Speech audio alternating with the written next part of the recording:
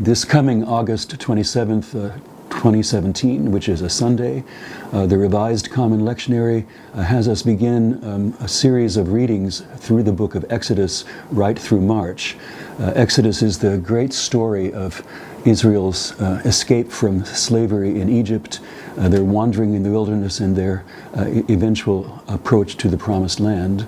And the word Exodus literally means way out. The Greek ex means out, and hodos means way or path.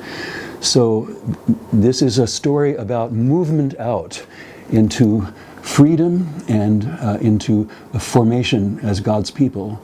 And a number of people in this diocese, didn't come from me, it came from them, but I think it's a great idea, have decided that it would be a good thing, a great thing for this diocese to read through Exodus together, to concentrate on it throughout the period that we are hearing from Exodus as our first reading, Sunday by Sunday.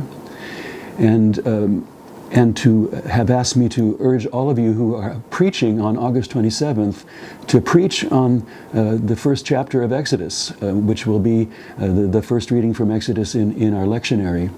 Those of you who are priests, those of you who are deacons, those of you who are licensed lay preachers, I invite you to begin to get to know this incredible story, and to, if you already know it well, to go more deeply into it and to see how you can find your own way into the narrative of God's great acts and Moses' leadership and the struggle between slavery and freedom that lies at the heart of the story, and also to relate to the way in which the people of Israel themselves often gave in to fear and impatience when they were in the wilderness and actually asked to be able to return to slavery in Egypt. It's a powerful, powerful story about human nature and the challenge of freedom and service.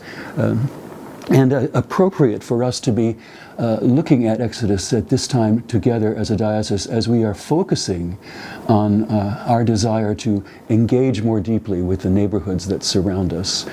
For us, for the most part, it's not an escape from slavery or oppression, although for some of us it may well be.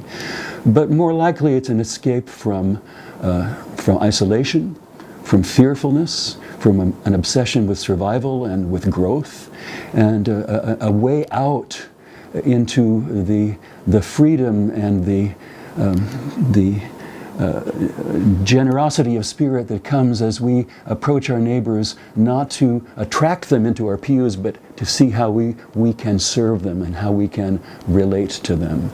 So, those of you who are preaching, get ready to preach out of your own heart and your own mind, what in your own context is the best way for the congregation to get into this story and to become part of it.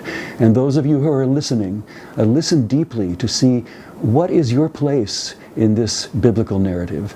It's the narrative that shaped Jesus, and that he calls us to allow us to be shaped by as well. Our way into Scripture is also our way out into God's world. Thank you.